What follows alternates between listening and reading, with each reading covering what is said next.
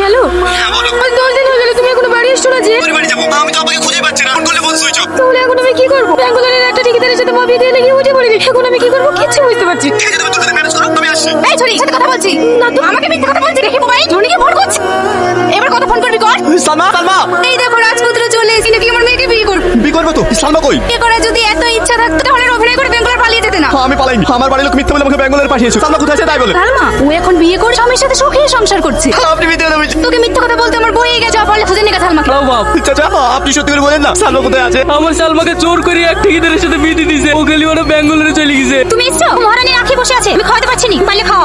এই শোন, খালি না খেলে আদিকে পারলাম না। আজ বিকেলে সাহেবের সঙ্গে ভালো ব্যবহার করবো। আর যদি না করিস না, তোকে বাড়ি নিচে কোথায় রেখে দেবো। হ্যাঁ বেল, তুমি তো মানুষ একটা জানো, বলতে পারো আরে বউটাকে আমাকে বিয়ে করে কেন বুঝে ওটা নষ্ট করলে? তোর সঙ্গে সংসার করার জন্য বিয়ে করি? আমি তোকে বিয়ে করছি বিজনেস করার জন্য। আর তাছাড়া তোর মাকে রীতিমতো 3 লাখ টাকা দিয়ে তোকে কিনে নিস। আমাকে বিক্রি করতে দিয়েছে, তখন বলে আমাকে জীবনে বিক্রি করতে